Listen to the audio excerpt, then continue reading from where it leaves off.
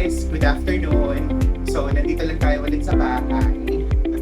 So, naka-work from home tayo today. Pero meron tayong sisingit sa schedule natin. So, I'm actually waiting for IBC TV 13. No? So, I have a scheduled interview with them. So, interviewin nila tayo regarding our journey in managing yung aking type 2 diabetes. Also, yung journey ko sa pag-take na tirzepatide, which is, considerably a breakthrough in medicine in managing type 2 diabetes. No? So, antabayan na ninyo. So,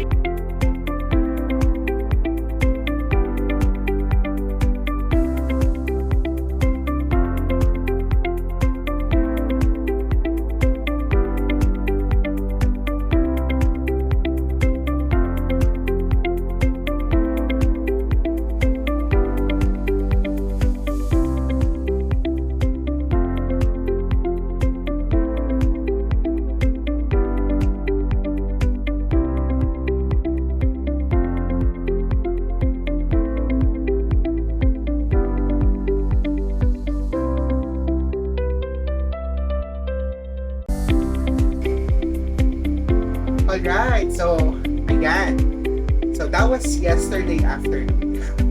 So, today's Friday na. So, hindi ko siya na-upload kahapon kasi inantay ko pang masend sa akin yung mga clips from IBC 13. So, kanina lang siya umaga. So, and kanina, I have a meeting for the entire day. I'm gonna edit yung video.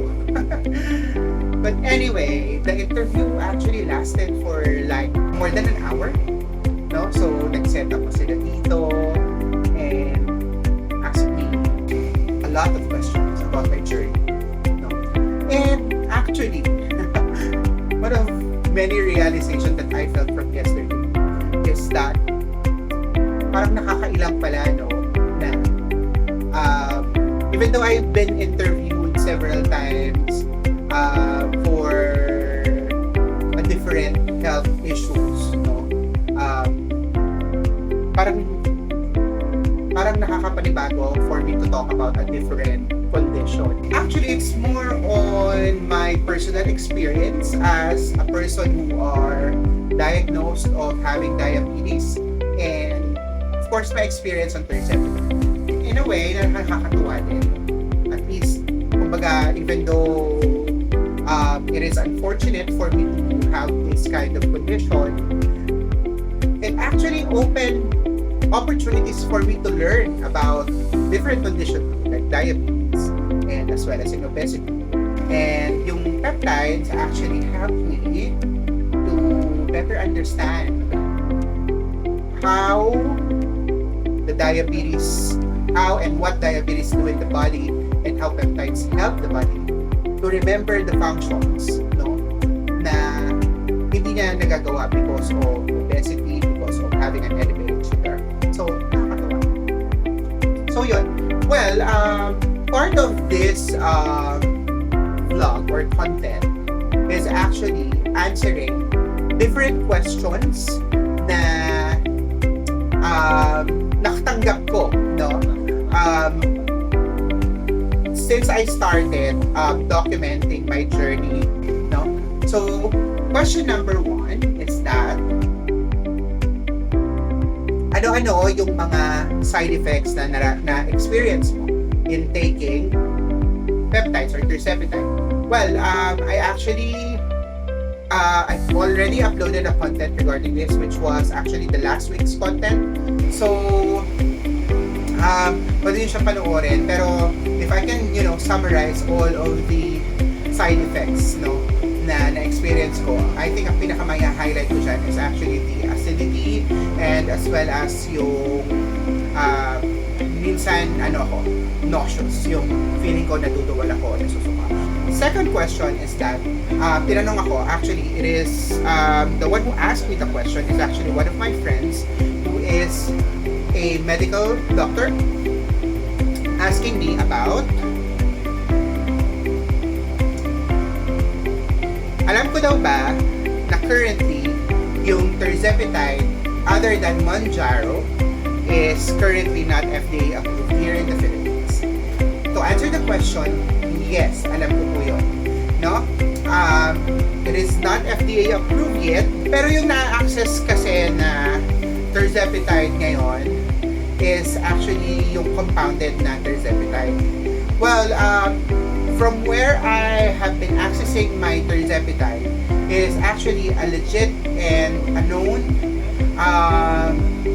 supplier. So, merong mga clinics that actually access tirzepatide from that pharmaceutical company to ensure na okay yung gamot na nakukuha when it comes to its integrity. Now, I think the question is that why am I risking to administer a medication or a medicine that is not currently FDA approved yet? Now, to answer yung question na yan, siguro din yung iba nagtatanong sa inyo. Well, for me, ako kasi I am a researcher. I work in an institution from where clinical trials is actually one of our bread and butter. And for me as a researcher myself, I think it is a risk that I am willing to take for myself. No? So, kumbaga, consider it that I'm putting myself into becoming one of its subjects. Third question is, safe ba talaga siyang gamitin? Yeah, safe ba talaga siyang gamitin? Well, for everybody's information, lahat naman ng gamot can be both safe and not safe. No? Kailan ba nagiging safe ang gamot? Number one, kapag ito ay prescribed and you are guided in taking the medicine. And second is that kung tama yung iniinom nating gamot para doon sa kung ano mang karamdaman ang meron tayo. And pangatlo, kapag tama yung pag-inom, tama ang pag-take, ibig sabihin hindi sobra, hindi kulang, so safe yung gamot, no? And hindi siya nagiging safe kapag nag-self-medicate ka, lalo na kung walang guidance ng doktor. Even mga over-the-counter meds, like mga analgesics, mga ibuprofens, mga other pain relievers like mefenamic acids, it could be really harmful. On my part, no, I would say na safe siya for me, no, provided that bago ako nag-take nito,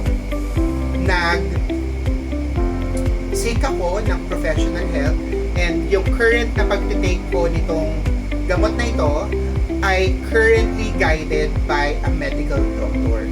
I am being guided and I am being monitored. So, to answer the question, it is safe for as long as it is guided and it is being managed professionally by a medical doctor. Yun. So, again, thank you guys so much for tuning in, and I hope abangan nyo yung magiging interview ko sa IBC TV 13. It will be uploaded and aired in YouTube and as well as on their Facebook account. Oh my God, namatay yung ilaw ko. On their Facebook account. It will be anytime on June. And it will be uploaded on a Sunday. So wala pa akong exact date kung kailan. But sabi nung segment producer, sa June daw siya i-upload or i-air. Ayun. And sana makuhanan or makakuha kayo ng lesson and inspiration on that specific interview based on my journey managing or breaking through the traditional management of type 2 diabetes through the help of tirzepatide. Thank you very much and have a great day.